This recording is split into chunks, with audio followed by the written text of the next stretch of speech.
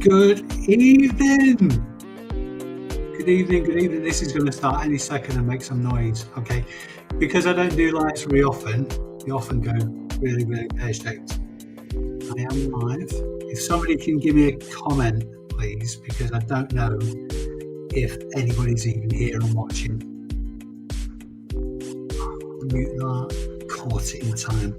Good evening. Right, I can start now. How is everybody this evening?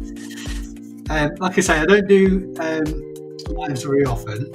They very often go wrong. I don't pay for StreamYard, which is the service that I use to do these live streams. So there's no fancy bits. There's no intro videos.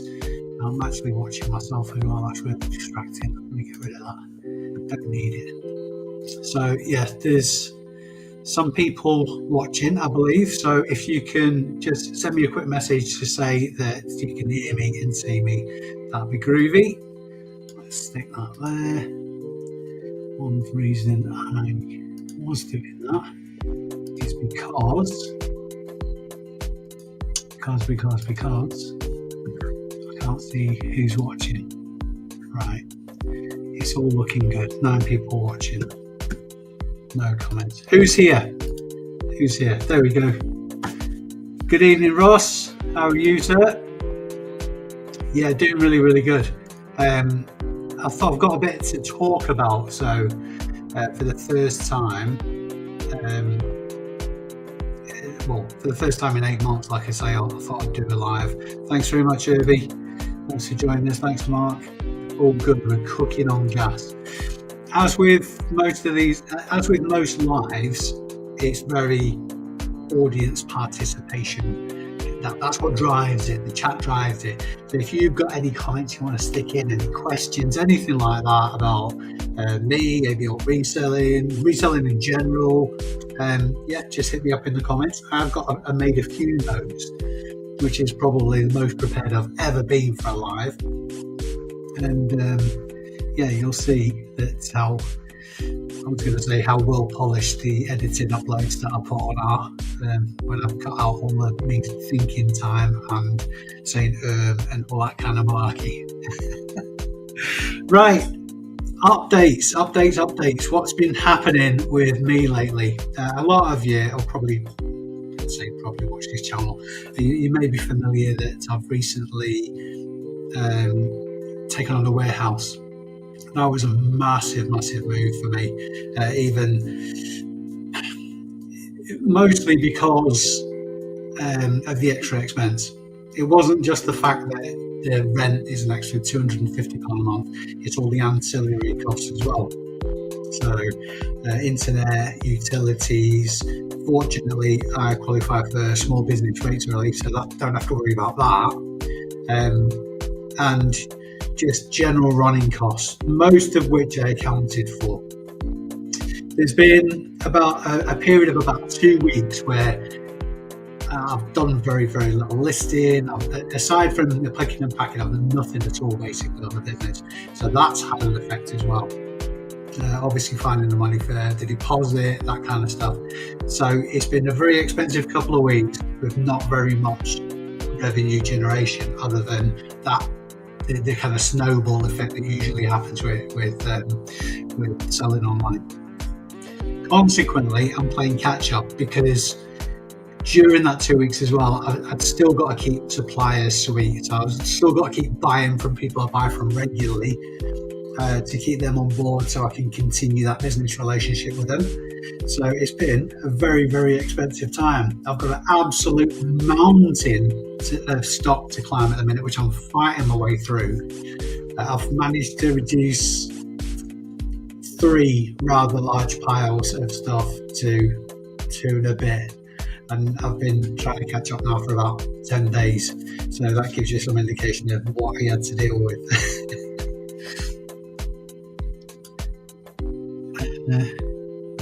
Not too bad. Trying to be more healthy at the moment. Doctor told us nothing too bad. Getting beer out for a while. Lots of car boots. Yeah, you got to look after your health. How's it? You're still heavily into your cycling, Ross? I always thought you were like a some kind of racing snake and all that kind of stuff. Dead fit. Hope you're on the mend, and like you say, it's nothing serious. Health is wealth for absolute sure. I thought about taking on staff. That's a really good question, a pertinent one as well, Mark. The guy I'm looking at taking on, I've spoken to him this week. I'm going to do a day next week, see how that pans out. It's something I never wanted to do. Never wanted to do it. It's not just the expense, because at the end of the day, if you can quickly get to the stage where, say quickly, inevitably you'll get to the stage where you need help to do body jobs and stuff like that if you intend scaling your business. A lot of people are happy to getting to a certain level and just staying there and taking over, which was me really, because if you guys know a bit about my story, it was never about the money. It was all about enjoying life and getting my time back. But just over the last since I'm at Limited really, which has been almost exactly 2 years now, I've got this really, it's like a fire it's driving me to just see where this goes. And I think part of that story is taking somebody on. I don't want to get very, very big. I want to manage it at every single level, and probably not get too big. I can't scale it anymore without taking somebody on. It's impossible. I need somebody to list. I need somebody to pick and pack. Same person. So basically, I call them body jobs, but all the jobs we expect to be doing on a day-to-day basis as resellers, I need to hand off some of that time to concentrate on sourcing and business development. And I've really got an urge to see where I can take that. And if I fall on my arse, then so be it. At least I've given it a go. I just don't want to live with any regret. Regret is just the worst thing. Got to feed the machine. It's because you're doing a stockpile, not a death pile. Yeah, I'm really not a fan of the death pile analogy. You know, that's like piles of potential. A death pile indicates that you just made a mass colossal cock up, and it's all in one pile. Like you shouldn't have bought in the first place. That's what I read into that anyway. Back into running 5 years of injuries. He's probably doing too much. That's the thing that's put paid to my military career is medical injury. I got medical discharge for injuring my back. So where is everybody else watching from? We've got 19 people watching now. 21 actually. That's quite a target for me, considering it's been 8 months since my last one.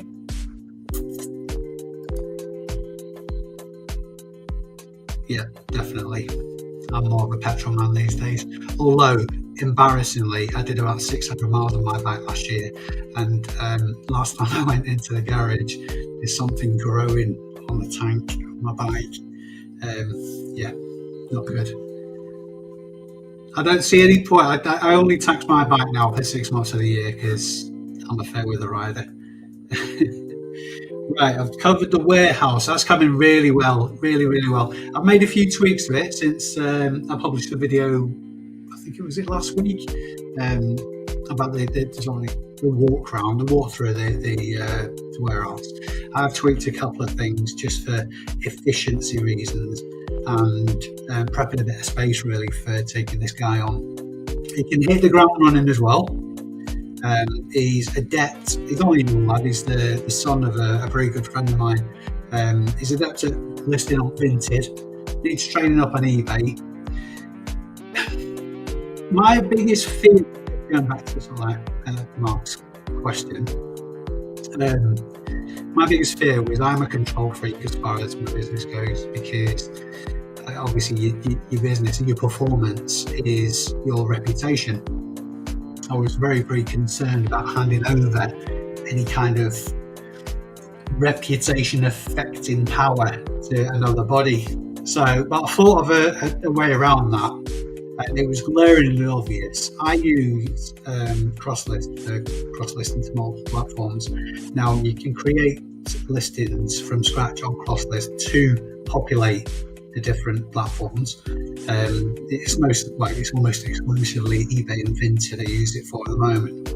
So the plan is to get into create the listings on CrossList and then just check everything before it gets published. Now that's going to significantly reduce the time I spend on creating listings for obvious reasons, because it can take it from picture stage to storing it, and literally everything, all the information will be there on the listing, ready for me to post it.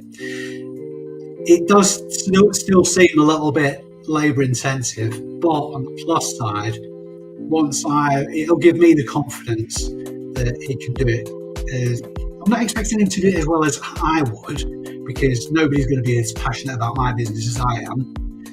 But if I can get him to the stage where I can let him do it a little bit more autonomously, without fear of obviously affecting the reputation of the stores, then we'll get there. We'll get there quickly. Like I say, he's a smart lad. I'm sure he'll nail it.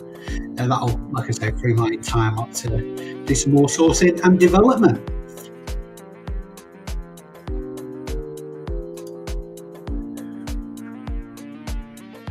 I remember you saying you were from down south, Ross.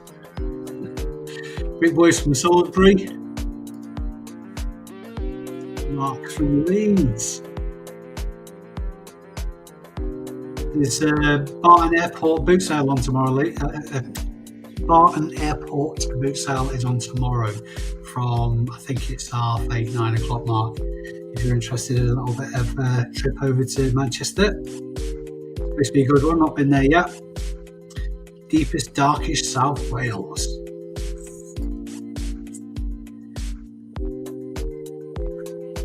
Having a few issues with Zipsell. Wasn't Vinted constantly kicking it out. I think my browser a lot. Vinted don't like plugin tools.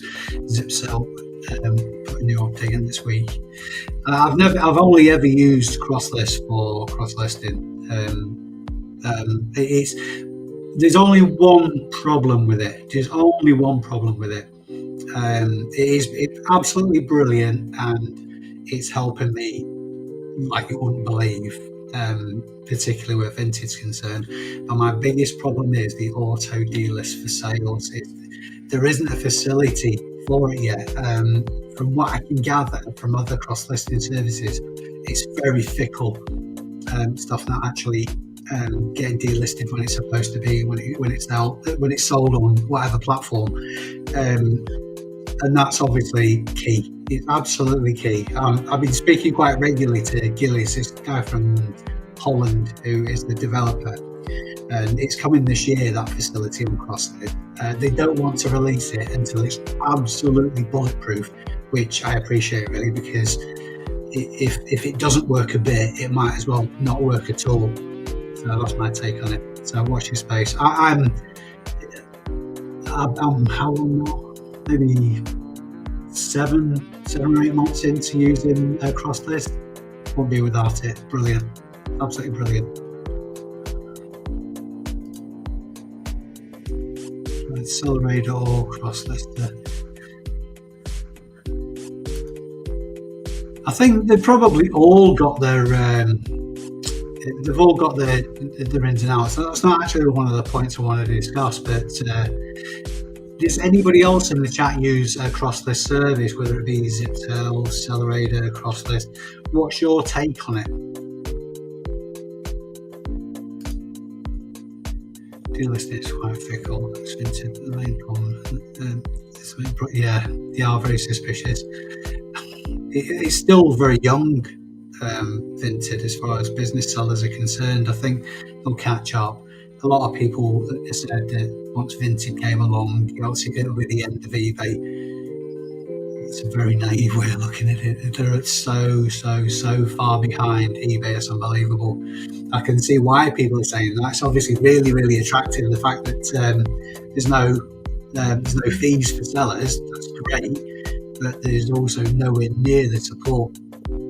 And in some respects, Vinted is a little bit like Amazon in that there's always that ghost in the corner of the room that says, when you get the automated email saying that you shouldn't have listed this, we've had quite a few of those, or multiple items, whatever it might be, and then part of the text is your account could be suspended at any moment, and for that to be determined by just a robot, it is terrifying. In that respect, it's very similar to Amazon. If they pull a plug on your account, then I can't imagine it's very easy to get back. Because if any of you have had any dealings whatsoever with Vinted customer services, then yeah, you'll know why I'm a bit nervous about it.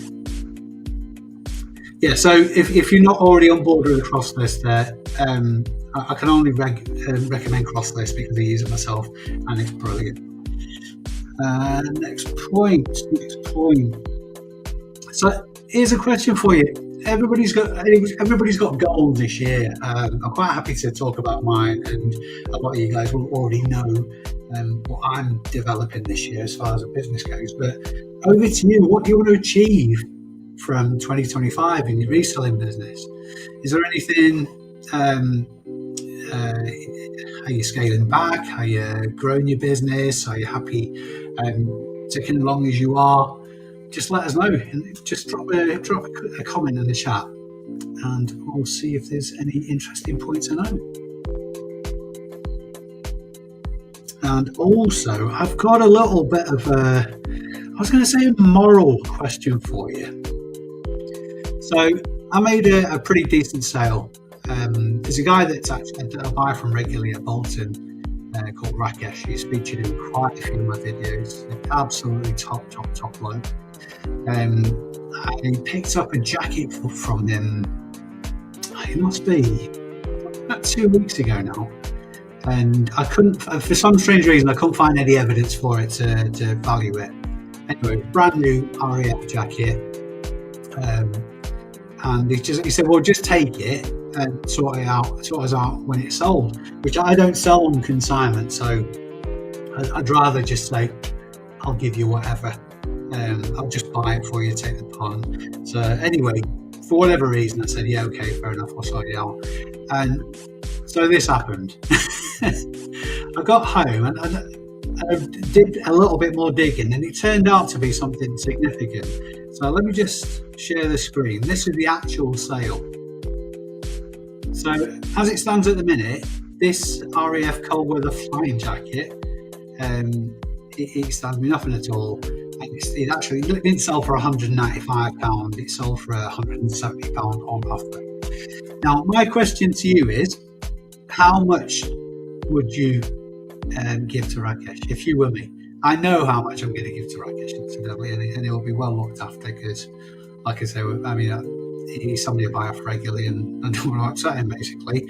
But from a moralistic point of view, take that out of the equation, put yourself in my shoes. You bought off somebody at a boot sale that you see regularly, you're not necessarily buying off them regularly or friendly with them or anything like that. You had this arrangement for them. How much would you give to that seller on this arrangement? So I suppose it's kind of moralistic. I know somebody's about to say, "Give him a fiver, sod it." That's pretty ruthless. Right, come on, let's see how far you would go. I'll just attack myself for the light. Drama, let's get this shit out of that. Well, let's catch up on the chat. Your race cost. Do you know what, Mark? Loads and loads of people that have spoken to me about your race course. I'm led to believe it's quite expensive.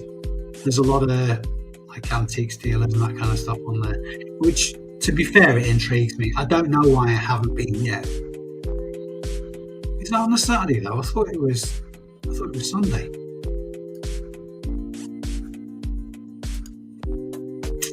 Your listing's quite fickle. It's the domain probably. About that one. On CrossList, that's another thing actually. If you're using the mobile to delist manually, then from CrossList you have to go to the relevant site and end the listing rather than end it on CrossList.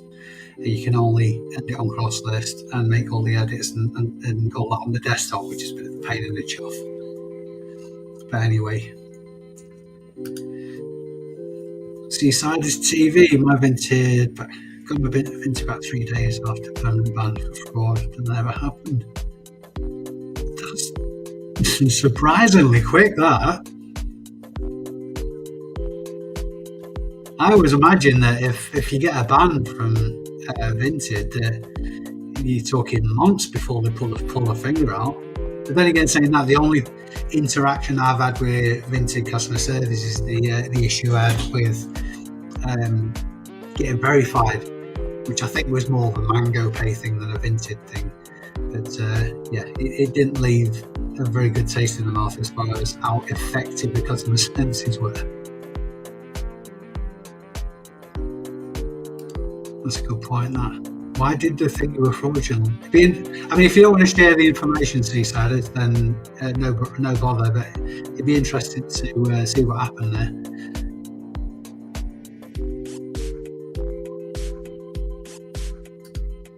Right, someone says the question, I look after him well, he's a good source. Yeah, definitely, Cara, definitely. It is Cara, isn't it? I'll say definitely. I'm showing my hand already. I give him half and keep him sweet. Oh, you're a generous man, Mark. Generous man. Ross is saying 50 quid. Brickboy 50-50 after fees. That's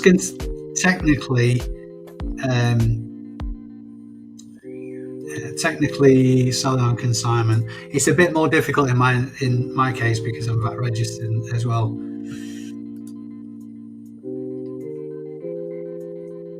Herbie's 50-50. Oh, they're generous like you lot. York's on a Saturday. I've always thought it was on a Sunday, and I'm always kind of busy. I'm there tomorrow, Saturday morning from 6. Belting. Maybe next week. I've got a plan of attack for tomorrow. Yeah, Cara. It's been a while, my dear, since I've seen you. Good evening, Claire. How the devil are you? Yeah, I will be looking after Rakesh for this sale because he's an absolute blinder. He has actually got one more as well. I say he's got one more. He's given one to his son as well. And I think his son's a teenager, so I could well take him.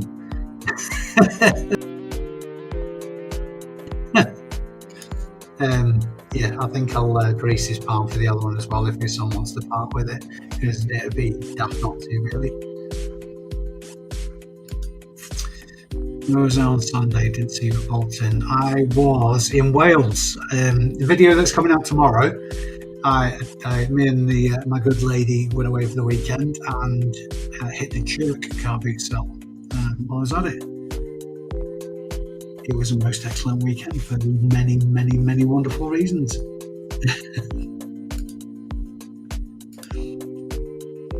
Have you been back Barton Airport yet, Dave? I haven't been at all, Jay. That's the plan for tomorrow, though. My initial plan was to go to Park Hall because that's been great lately. Incidentally, if you're anywhere near Chorley or you're fancying the Park Hall car boot sale, up until this week, it was Wednesday, Thursday, and Saturday that they held the boot sale. They've dropped the Wednesdays. I think it's probably because I was going to say competition, but that might be part of it. I don't know. So they only do from next week. They're only doing Thursdays and Saturdays, and it's been good. It has been good. Not like tremendously fantastic, but good, and it will pick up through the year, no doubt. The Barton Airport, I fancied that for a while. I don't think you might, Jay, you might know better than me actually. they stopped it last year, something to do with the grounds. And they closed the season early for some reason. I think it was something to do with there was a carnival or an event on the same land the boot sales held on, and it just got churned up. So anyway.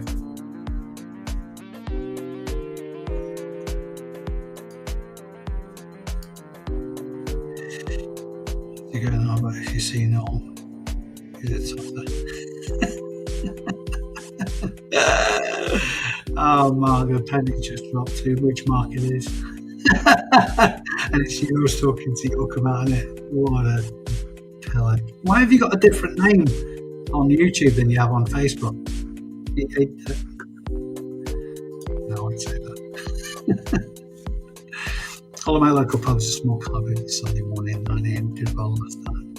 I guess they can't do. Yeah, that sounds like heaven, that. Have a Guinness at a car boot. Leisurely stroll around. I'm still that's still my take on doing car boot sales. Always bimble around.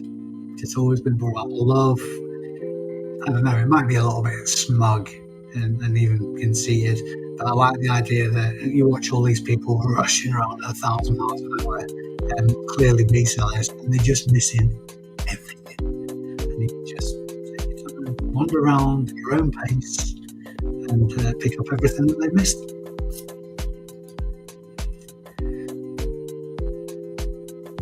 Oh, Joe, got you. Aha. Thanks for jumping in, mate. You'll have to come down to warehouse, have a look if you're ever in Couple. See you ready, and I'll put the kettle on. I've got a kettle and everything.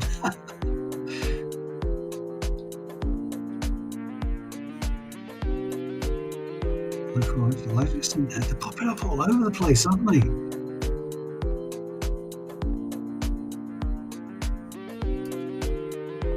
Facebook before. Oh, right, okay. Is Facebook where you meet all your fancy women then, Mark, is it? Yeah, you're busted. Hi, Elaine. Good to see you. Thank you for joining us this evening. I know, shock horror, I'm doing a live at last. It's only been 8 months. I mean, I don't want to rush these things. I don't like boot down this, so rude. None of them picked up brand new forward like I did. Saw it in 24 hours for 60 quid, make me laugh. It happens all the time. It happens all the time, Ross. And the other ones are the people who walk around before people got stuff out of the car saying, have you got any gold? Have you got any games and all that kind of stuff? And you can just, every time I've seen, with very rare exception, every time I've seen that happen, they've always got a dirty look from the person who's just trying to get the stuff out of the car. Just leave them to it. It's an even playing field. I've got a vintage cell to go to tomorrow down in deepest Redruth. Yeah, you live at the end of the world when you're clear. It must be really nice, particularly during the summer. It must be the best place in the world to go to a car boot sale down the All Ends, mate. It must be. Cornwall is stunning. Okay, so I've done the what would you do. Incidentally, of course, I'll be looking after Rakesh. I'm just not going to tell you by how much, because it's not 50-50. I'm not that kind. And to be perfectly honest with you, I don't think he was expecting very much anyway. But he might even be lurking, watching this video. Anyway, all these people, Rakesh, if you're watching this video, all these people in the chat clearly like you more than I do, because they want to give you half.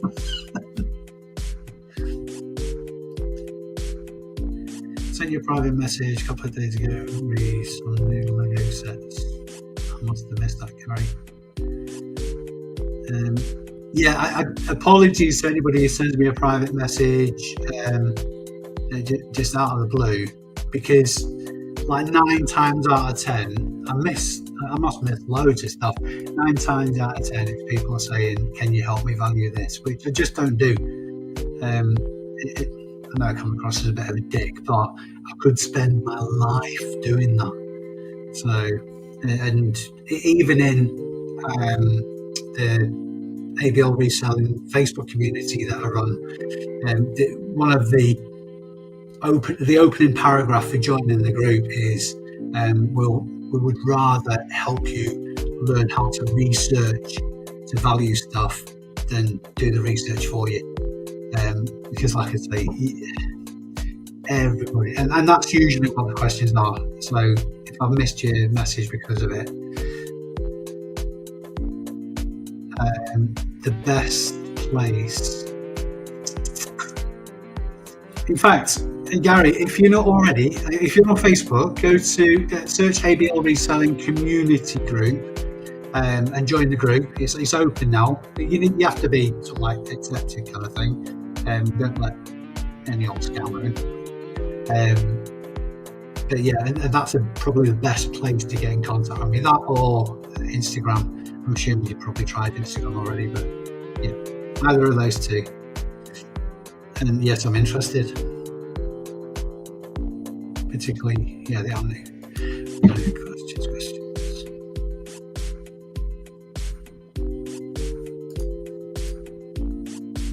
I bought the EV box up for the Japanese guy. It's very rigid and wants to learn it until the official 7 a.m. Time, so that was Tony McDivis, much respect. Yeah, too right. Do you know what? That's why I'm liking Bolton. In fact, Bolton on Wednesday is miles better now than the Sunday. And that's not just my opinion. That's in most people's opinion that are going now. And that's kind of part of the reason. It's a bit of an unusual setup. They'll let everybody on from when they turn, or when the gates open, when the barrier goes up. So they'll let the sellers on and park them up. They'll let the buyers mill about and all that kind of stuff. But nobody's allowed to get anything, not even a table, out of the vehicles until 9:20. Now it levels the playing field for everybody, for the buyers and the sellers. And I know that kind of doesn't make sense from the buyers' perspective, but from the sellers as well. You can see everybody around the car parks in the starting blocks waiting to get stuck in. But the consequence of that is it's a bit more of an organic start rather than everybody's already set up, a gate opens, and then you've got a tidal wave of people running around, tripping over each other and all that kind of stuff. That Black Friday fire sale kind of effect. I just like it. I think most people should do that. It's only 30 minutes from your call, stunning, unless you live here. Yeah, I suppose. I mean, it's a really nice place to visit, but that's all I've ever done. The closest I've lived was when I was really little in Crediton in Devon. I'm a northerner born, by the way. I was just a southerner bred. Okay, as much as I hate, I'm just referring to my notes here, as much as I hate gripes, I think it's a really good topic of conversation, because as long as we could look for constructive resolutions to gripes. So if you've got any whinges about reselling or business in general, stick them in the comments. And let's see if we can get some kind of community effort going in to answering some questions, answering some gripes. Yeah, let's get some resolution. And while I'm doing that, another point is, and also, in fact, we'll come on to that point in a minute because we'll be tripping over ourselves otherwise.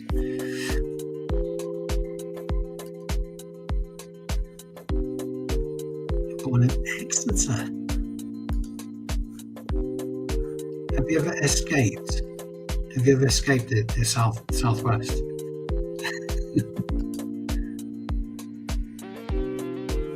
Who's an honorary Yorkshireman? Certainly not me. So up and coming for me. What have we got coming? Me, Cara. Okay, thank you. I'll take that as a compliment.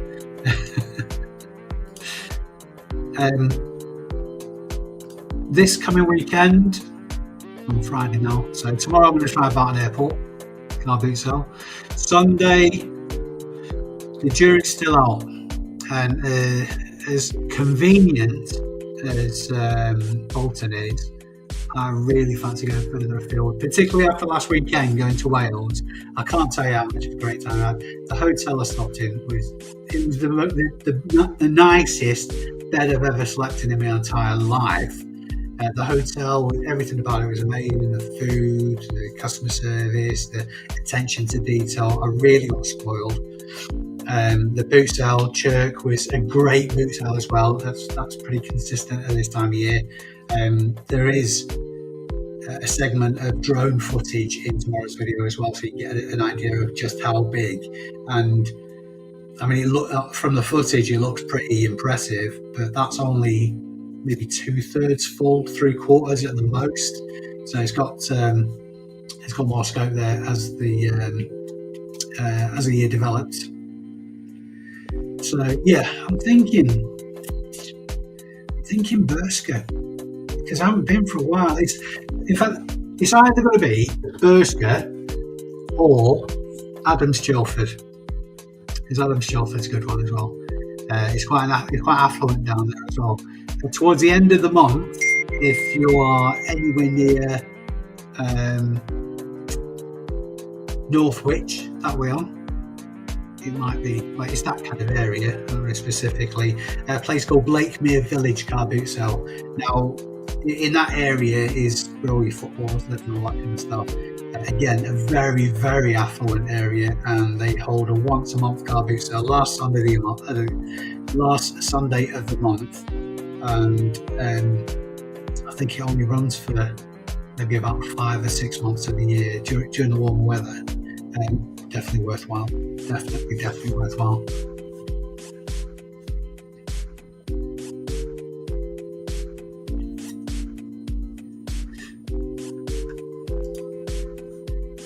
Lived in Shropshire for 12 years and divorced the blank. That means charmer. There's 4 letters in charmer, isn't there, Claire? I used to get, one of my very early girlfriends was from Shropshire. Hard to say with teeth. From Shrewsbury. Back in the day. My girlfriend just lost her job and started reselling, wishing top tips for a starter. That's actually, John, that's one of my points to come on to, so stay watching.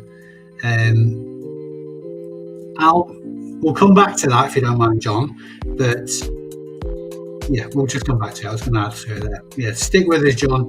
That's one of my points to go through with everybody, because we're going to get some community spirit here and see if we can answer some questions and give everybody some building up and encouragement. Ross has got a gripe. The lack of reporting on Vinted. You can't download any statements anymore, so I do report the tax return. Big gripe of mine. Such a weird company, as you say. Also pointless scientific specifics. Yeah, definitely. Yeah, that goes hand in hand with what I was saying earlier, Ross, with how far behind eBay they are. Particularly from business terms, they're just not a threat to eBay in the slightest. And I completely agree with you there. The lack of analytics, the lack of reporting from Vinted, it just, I don't know. I know it's an unfair comparison, but we'll use the eBay as a comparison. I can go into my eBay seller overview now and get reports, detailed reports on every single aspect of my store for at least the last 12 months and beyond. And it enables me to make key decisions. And like research is another area where eBay wins hands down. It's just so far behind. The only thing that's given me a little bit of encouragement about it is the fact that Vinted is still very young for business sellers, and hopefully, I suppose they'll have to if they want to scale. And I suppose they want to start a Vinted Pro. If they didn't want to scale it, they're going to have to at least start offering these business facilities to us.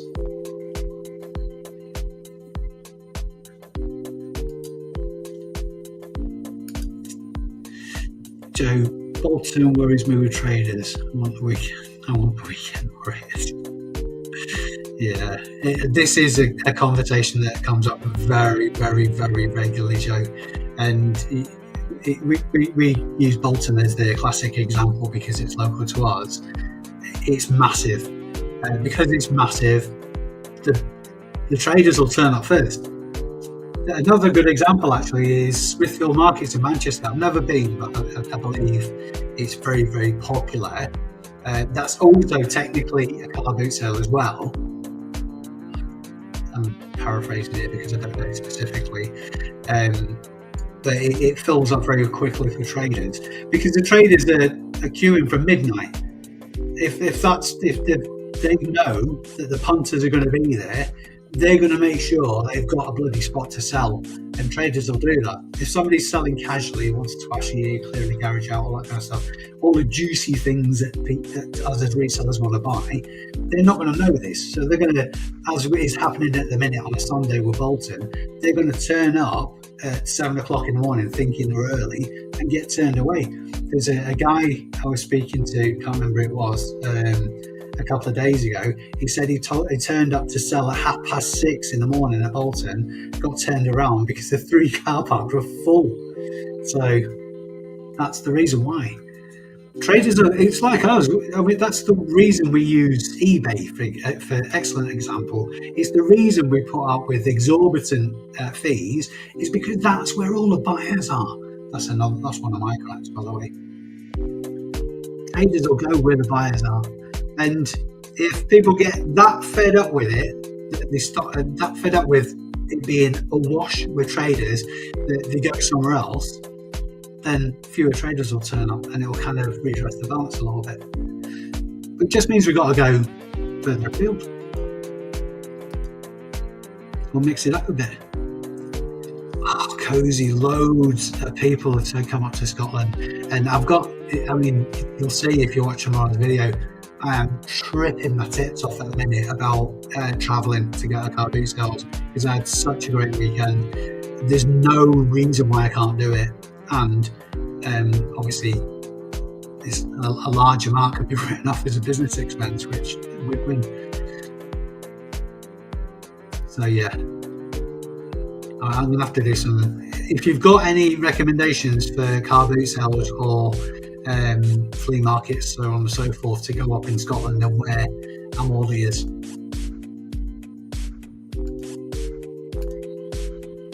Turn the live focus on the sell-through rate, crucial.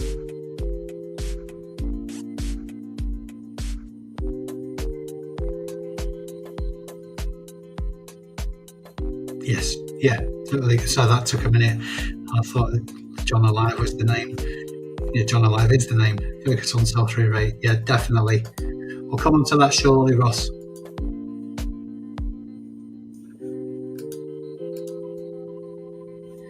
I have a gripe. Sold an item, spares repaired, not working. The buyer returned it, it's not working. It was supported by eBay, who refunded him. So how do you ever sell anything for spares or repairs? Are you a business or private seller? Was it your own stuff? Did you sell it for profit? I know as a business, I've had this case quite a few times where, in fact, there's 2 examples of this. Something that was sold, and I know for a fact it was absolutely perfect.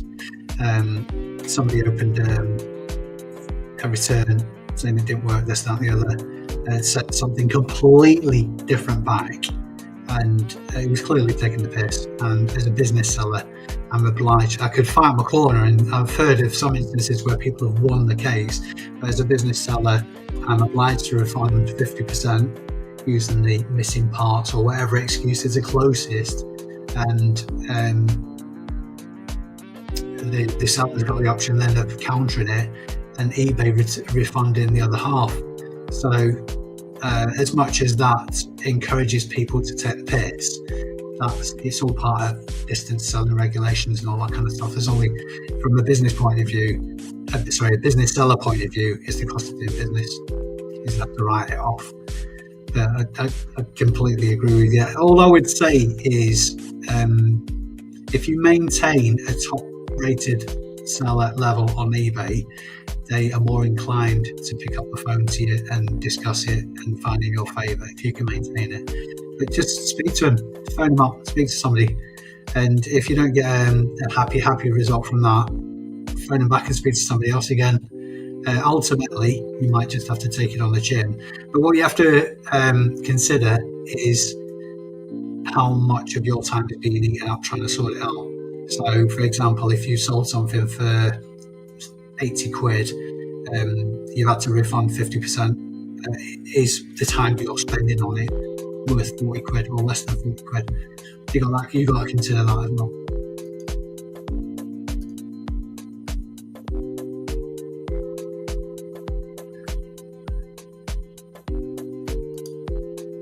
You're right, though, it is really frustrating. Another case where I actually spend a bit too much time. I sold a brand new golf jacket and I showed the guy a picture of it on his doorstep. I even did a walkthrough on Google Maps to his front door to direct him to it, and he was still maintaining that it wasn't there.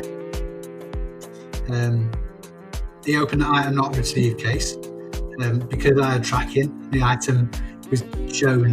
He knew that eBay would find in my favour because tracking showed it had been delivered. So he closed that case and opened an item not as described case.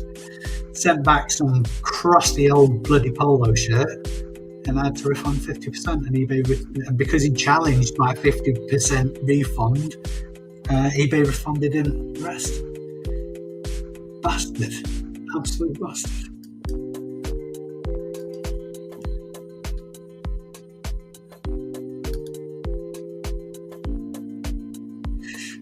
Emil Calvert's massive. So like, I'm not cross-selling a few weeks ago. Never saw you.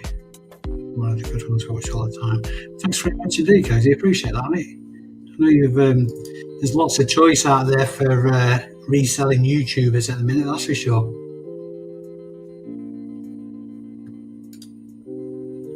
That was private. Yeah, it's going to be more difficult. In fact, at the minute, eBay seem to have it in for private sellers, so which is unfortunate at best. I can see why they're doing it, and to put it in completely, I'm trying to be impartial here because I've been a business seller now since 2017, and I can't remember anything about being a private seller on eBay, and it'll have changed massively in that time. But up until very, very recently, as a private seller, it was carte blanche to take the piss out of the tax system in the country. It was carte blanche to just pull a fast one on the tax man.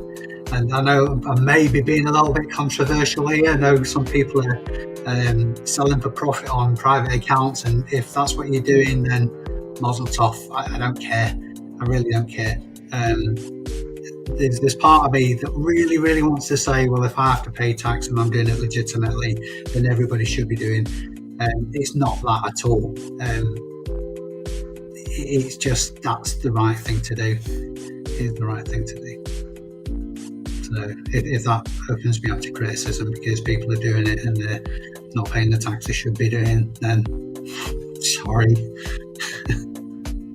I'm not saying that's the case with you, by the way, just because the chances are it was your own thing that you sold there, and that's not a conversation when I go down this evening.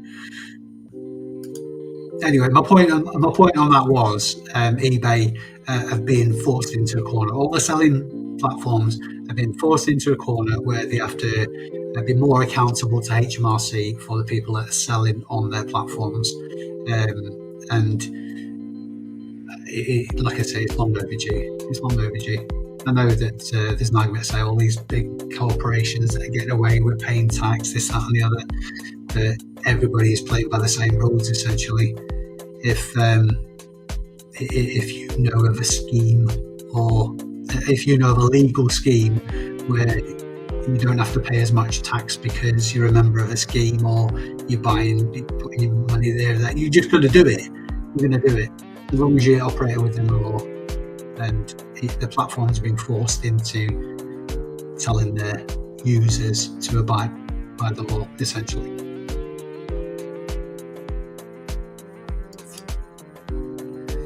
Just started a business seller. Any advice on whether to get a basic store or just stay one? Right. Okay. Let's move on to this point, IB.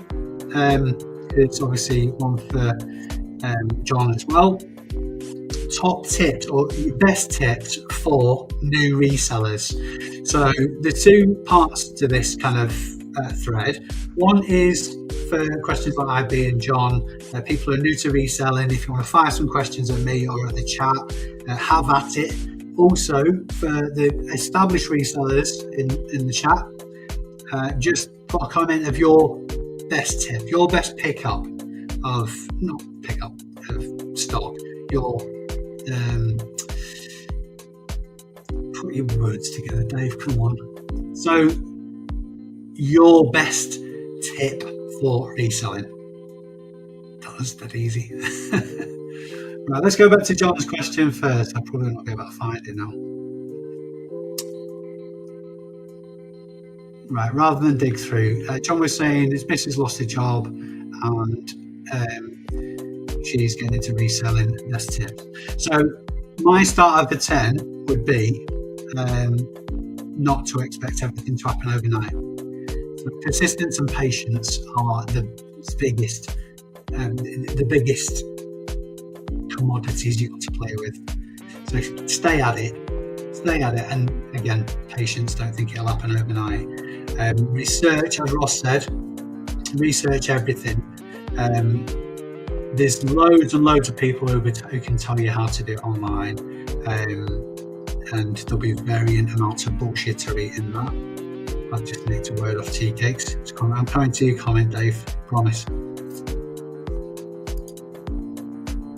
Yes, indeed. Good evening, sir. Yeah. Top tips for reselling. Research is everything. Make sure you're checking how much something is worth before you buy it to sell it, and you can do that by searching sold completed listings on eBay. That's still to this day the best way to the best tool to research. And like Ross said, that the information that you can glean from that is how your sell-through rate, how regularly and for how much. Not just how much something's sold for. If something's selling for £100 every 6 months, it's not necessarily worthwhile picking up. But if you've got a track record of sales, then sell-through rate is important to watch out for as well. Just started a business reseller, and any advice on whether to get a basic store or just stay without one? I would say get a basic store. I think the break even is 95 listings for it to be more worthwhile getting a basic store. There are, I didn't realise that you could be a business seller without having at least a basic store on eBay. I don't think there's any level below that anyway, unless when you say you're being a business seller, that's a separate issue from an eBay store. So yeah, the break even, I think, don't quote me on this, is 95 listings. So if you have any more than 95 listings, it's more economically worth getting a store as opposed to not having one. The second point on that, probably more important, is you get more tools as a business seller and more support. And going back to the comments we were having yesterday about private sellers on eBay, it's considerably more difficult to be a private seller on eBay now than it ever has been, and there's a good chance it will be getting worse.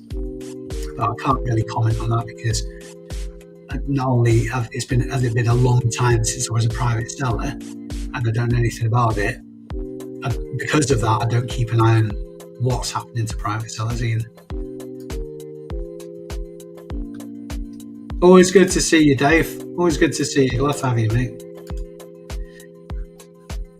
I'm the dad of a reseller. He has plenty of bogus returns. He finds his corner at selling platforms by taking time dated short videos, what being sent out, package, one most. That is admirable. That is very, very admirable. I imagine that's phenomenally time consuming though.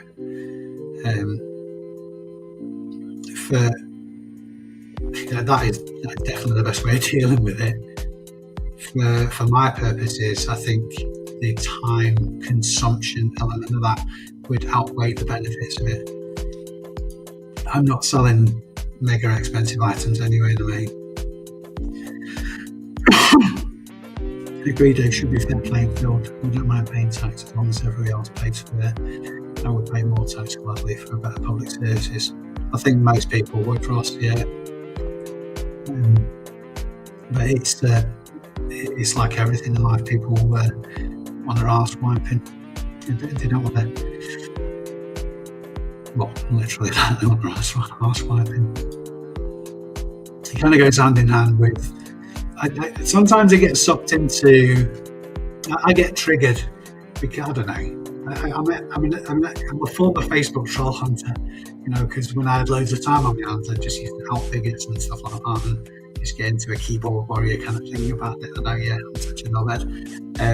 But now it's more, if I'm doing something like that, it's about reselling, and it's kind of more constructive, or at least I keep myself on that it's constructive. So the conversations that I'm referring to about fees on eBay, and we all know it's expensive to sell on eBay. There's a reason it's expensive to sell on eBay, but I think we need to change the conversation around it. It's not how expensive eBay is it value for money? And if you've got any sense about it, you'll realise that eBay is still very, very good value for money. Very good value for money. It's just up to us as business sellers to work the numbers. Hi Erica, I'm pretty new to it. Easy to get sucked into people offering you Discord, monthly, and all that kind of stuff. Social media keep throwing at me. Yeah, incidentally, sign up to my. No, I'm joking. One thing, in fact, that's another very, very good point that's triggered Derek. You've got to have a really, really finely tuned bullshit filter. If you can fine tune your bullshit filter, and what I mean is obviously, try not to be subject to people trying to lead you up the garden path, but don't go too far the other way as well. Just try and encourage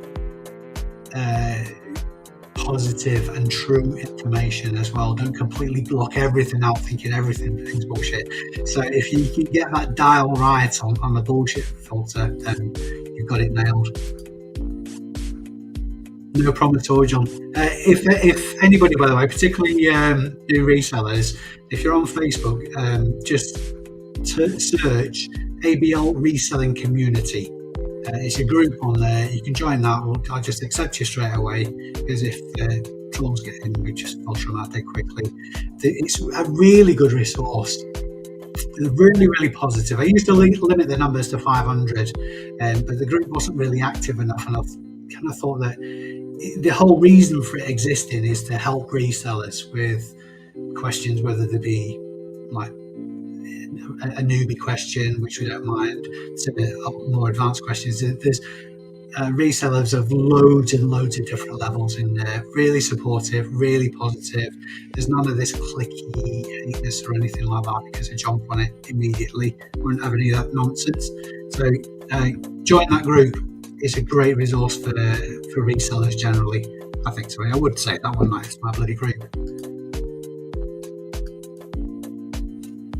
It's not a hard and fast rule. If something is really niche, high price, just take the price up, even though sometimes. Yeah, sometimes you got to go with your gut.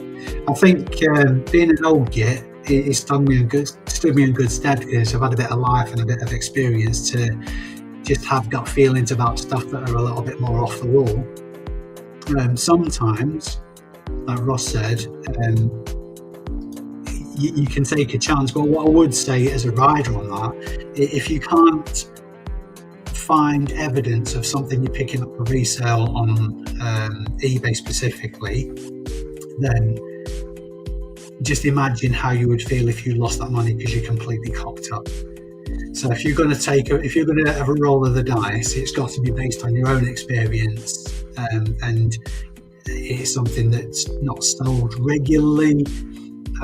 But worst case scenario, if you just think, actually, this looks cool, somebody else in the internet land will think this is cool too and will buy it. Just make sure that what you're spending on that, like a gambling thing, don't spend more than you can afford to lose, just in case.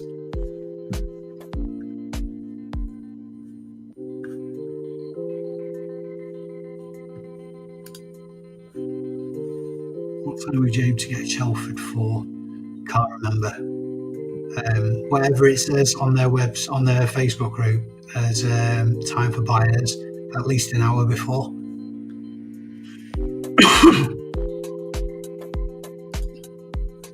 Pitch the music. Oh shit, that's still playing. My speakers aren't working. Oh bollocks. I'm really sorry about that, Jane. Was it dead loud? Right, I've got really... How embarrassing. That should be better now. It should have stopped. I can't even hear it. I've got some really crap Asda Bluetooth speakers, and they've decided to stop working, so I'm not hearing any audio at all. Is that dead loud? Oh, bollocks, I had no idea. Ross, I was in a Discord to learn Amazon, and it helped out, but you can do it yourself. You don't need to join a Discord group for anything. There's so much info in the community of people. Yeah, I think who's that Next Level Reseller, Ross? Yeah, I was in there as well. I was one of the early adopters for that, and it was particularly for one incident, which I'll come on to in a sec, was gold, but you can find the information yourself. There's so much misinformation out there, though. Really, really so much misinformation. So the reason that was good for me, I'll tell you this story because it's friggin' brilliant. So I've been trading on Amazon now since the first half of 2018, and I think it's either the beginning of last year or the beginning of 2023. Can't remember. I got chatting to Sam Sells Stuff fame on YouTube. He was one of the founders of Next Level Resell. Anyway, it came up in conversation or on the Discord that you didn't. In fact, the specifics still a little bit lost on me. I'll be perfectly honest with you. But essentially, as an Amazon seller, you didn't need to, a non-VAT registered Amazon seller, you didn't need to be paying VAT on fees.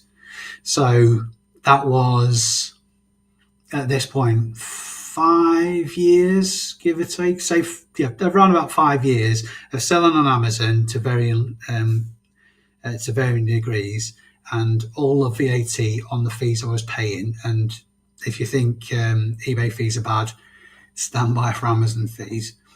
I could get all that back. I could reclaim it back. I was thinking, brilliant.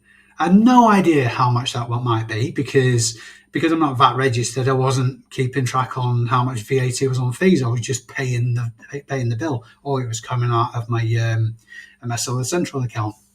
So I'm thinking, God, Ben, I've sold like tens of thousands over that time on Amazon. That could be a chunk of change, but maybe, I don't know, 600 or 700 quid. Anyway, it took probably best part of 6 months to sort out because Amazon customer service is not as bad as Vinted, but they are shocking to deal with. And they will wriggle out of anything. If it involves giving you a refund, they'll wriggle and fight and kick and scream. So they don't have to. Anyway, cut a long story short, fast forward 6 months, I got 5 different emails back.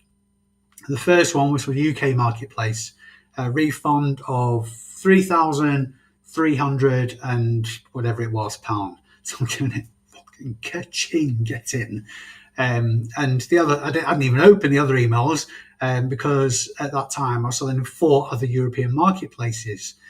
This was before Brexit and all that kind of stuff, so it's easier to sell cross-border on Amazon than it is now. Or it's got back to somewhere near normal, but that's a different story. So the other 4 emails were 4 different amounts of VAT refunds from those marketplaces. The total was a touch under $6,000 I got back in fees, all in one go, and it's money I was never expecting. It was money I wasn't expecting to get back because I just thought that was a bill that I'd paid and it had gone. So yeah, just for that one thing, it was worthwhile being in that Discord. There was a lot of wins from it as well. I'm way gone off the tangent here, aren't I? Erica, yeah, bullshit filter. You don't have to join up, and particularly if it costs.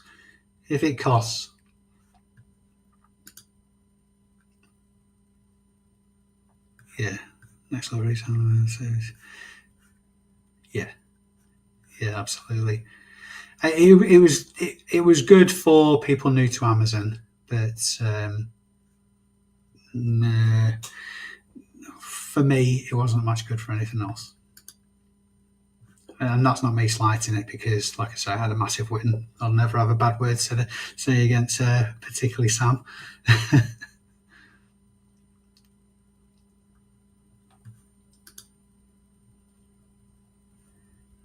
I've jumped here, haven't I?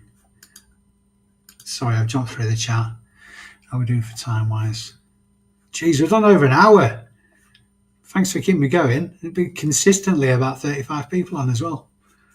What do you think of the pedestrianisation of Norwich city centre? Well, what I do know about Norwich is, from my days driving a van, is it's a bit of a fucker to get to.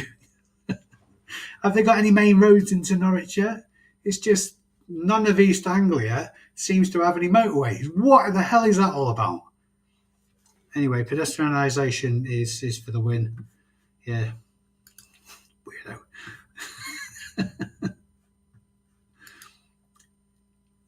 Jane, it might have been annoying, but on the bright side, I couldn't hear it. Wasn't that loud, it just sounded like you're in a lift. I'm in a lift. Like a doctor's surgery hall music. 70s porn music. I wouldn't know what you meant. I'm going to have to watch you, Jane. 70s porn music indeed. I went round to my neighbours the other day because she wanted a sink looking at. No, I don't even know where I was going with that joke. Something about plumbers. I'm a teacher leaving my full-time post. I'm thinking of supply teaching and reselling to make an income. What do you think you can make from car booting? With persistence and patience, a reasonable amount, Robert. I would say probably a strong recommendation is prove that it works before you make any big sacrifices. So if you were going to leave full-time work anyway, just for your own purposes, then all power to you. But I would say prove reselling works for you before you make any big decisions like that. I was reselling for 3 years, 2.5 years before I jumped the ship. And when I jumped the ship from having a full-time job that was reasonably well paid to do reselling full-time, I was shitting my pants. I wanted 6 months worth of bills in the bank to pay my mortgage and all that kind of stuff. That was my goal before I made the jump. But as it transpired, because of the pandemic thing and all that kind of stuff, I think I had a month and a half of bills. So for the first 6 months of reselling, I was terrified. Fortunately, and it was probably the only good thing to come from the pandemic. From a reseller point of view, the pandemic was great news because bored people stuck at home will buy shit they don't need on the internet. So it was great for business.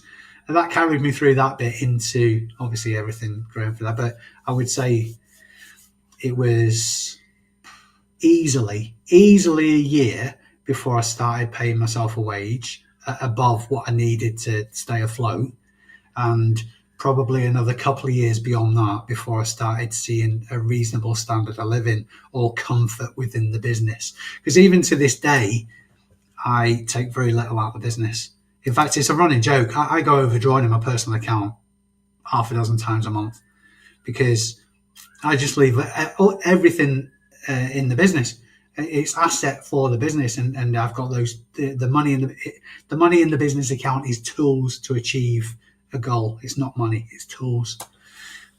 So I hope I answered your question somewhere in there. Anyway, mate.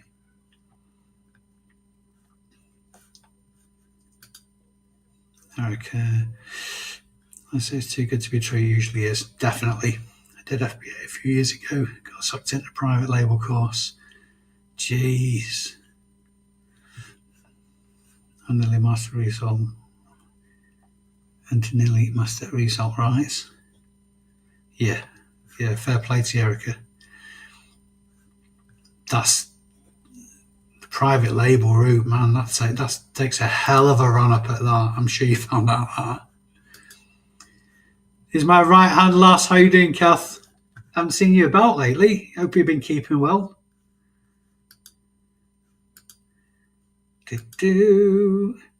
Are you risking the rain on Sunday? Never rains in the northwest, Kath. You know that. Oh, my clicker's not working again. Cozy, we just sell at car boot sales. We get it cheap from sources so we can give it a bargain to others. Yeah, fair play to you. It's all part of that recyclable lifestyle. Keep it out of landfill and all that. And if you can make a coin out of it, happy days. Alan Partridge is very interested in Norwich pronunciation. I'm sure he is.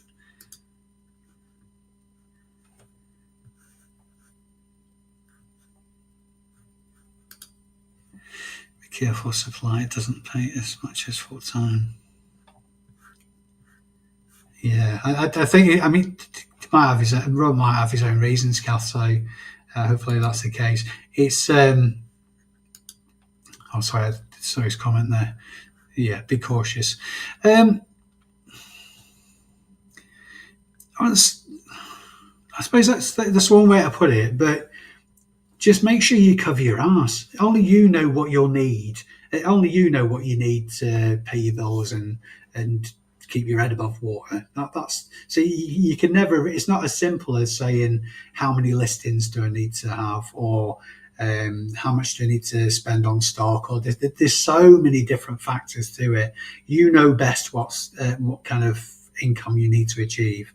So make sure that I suppose a good starting point would be to reduce your overheads. If you've got any debt whatsoever, try and pay it off, get it out of the way so your overheads are as low as you possibly can be. And that'll mean two things then. It'll take the pressure off you going forward, but it'll also mean that you'll be able to invest more in the business as you go.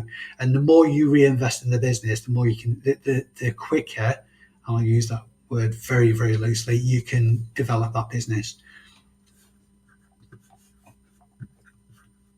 Patience, persistence and patience, it's everything. I mean, to be fair, I'm in a very fortunate position where my overheads have been very low for quite some time.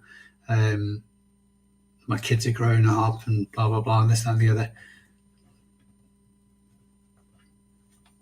Yeah, cover your ass. Definitely cover your ass.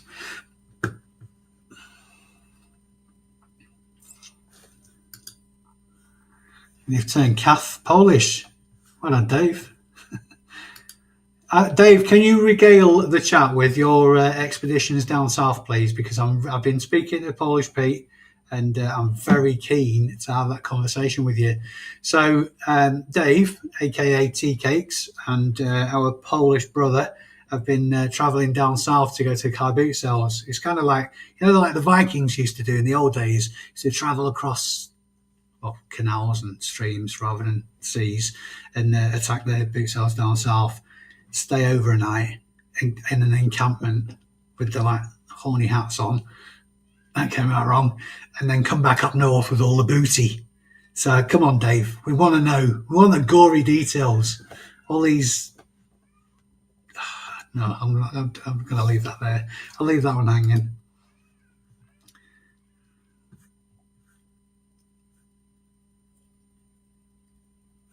Yep, negotiate. I don't know anything about that. I'm assuming you're in the trade, Kath, so you're probably best person to speak to Rob on that. But I think generally speaking, just cover your ass. I flip flop between wanting to go full time and not. Just um,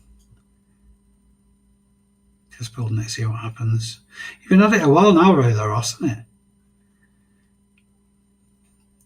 I don't care about ever being made redundant at my job. See, that speaks volumes in itself. If you can get into the position where you can say, actually, sod this for a game of soldiers, I can go out and do it on my own. That's got to be amazing for your mental health. That just getting rid of wage slavery. And do you know what? This is something else that I talk about very regularly, wage slavery. It's people, society is designed to, when you're very, very young, turn you into a cog and then put you as that cog into a machine.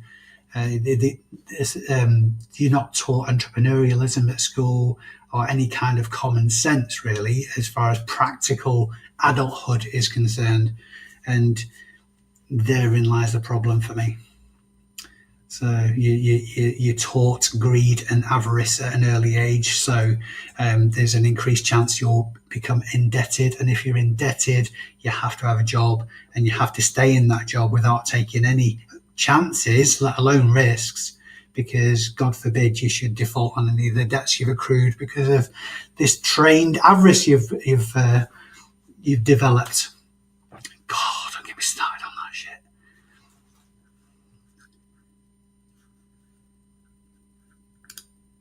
Right, a few more comments. I'm going to have to roll. Have I think I've pretty much covered everything.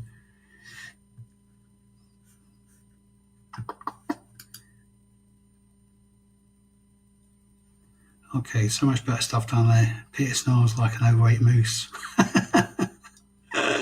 He's on his holidays at the minute. Brilliant. How far south have you been? No, I won't ask you another question. I'm going to wrap it up now. Hopefully, I'll catch up with you before long. Right, last couple of comments. Someone had 30 years to work it out for himself. Got to conclusion 30 years earlier and will take the plunge one day. Do you know what? I've had this conversation. My stepson is, former stepson. It's complicated. He's going to university this September. And the course, it doesn't really matter whether the course that he's doing is something that I know anything about or anything like that. And it doesn't really matter that there's no sort of like plan for after university just yet. Because he'll get there. He's a smart lad. He's got his wits about him. And as much as I shouldn't really draw a comparison, I didn't really want to know. I wanted to be in the army when I was a kid. That's all I wanted to do. I just wanted to be a soldier. And I did that. And it was part of my story. But aside from that, I had once I came out of the army, I had no fucking clue what I was going to do until I was in my mid-40s. Not a Scooby-Doo. And now I've found my thing. And that's still relatively young. I could still live a whole nother life after my mid-40s. I'm beyond that now, incidentally. But you can't beat yourself up about that, why you're not achieving and all that kind of stuff. You just strategize the best you can and play the cards you dealt.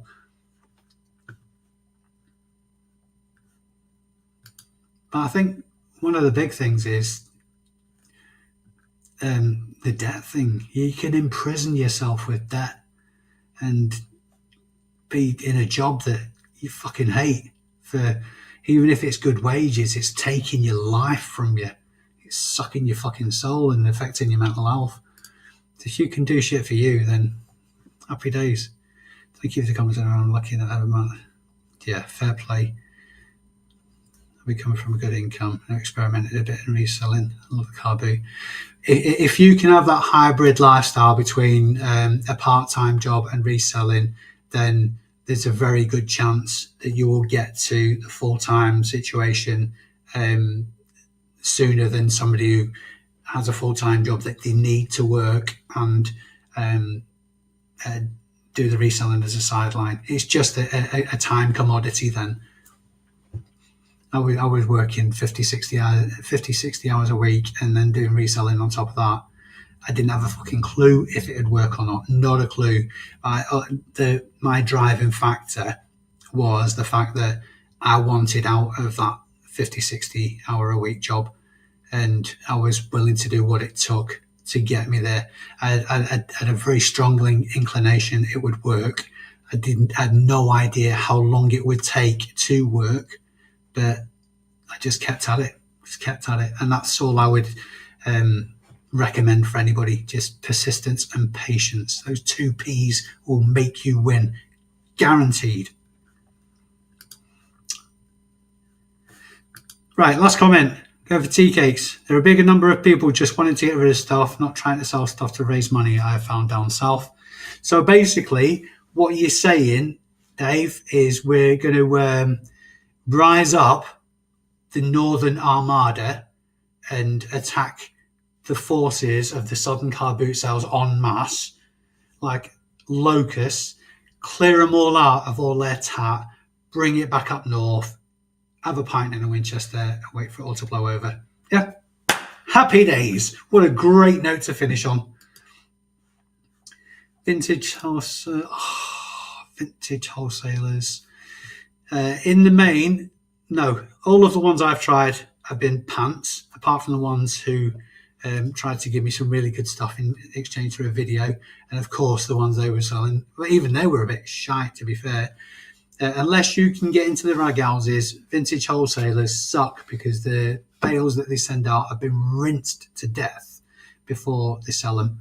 You're just getting the shite.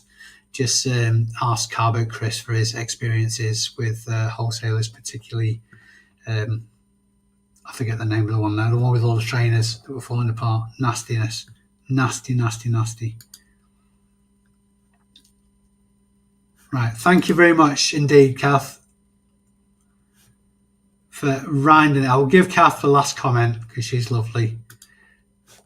Thanks very much indeed for staying with me for this nearly an hour and a half, guys. Not massive amount of people watching, but that doesn't matter. You've all been wonderful. I think it's been really productive. I feel like Sayed Vintage, that's the one.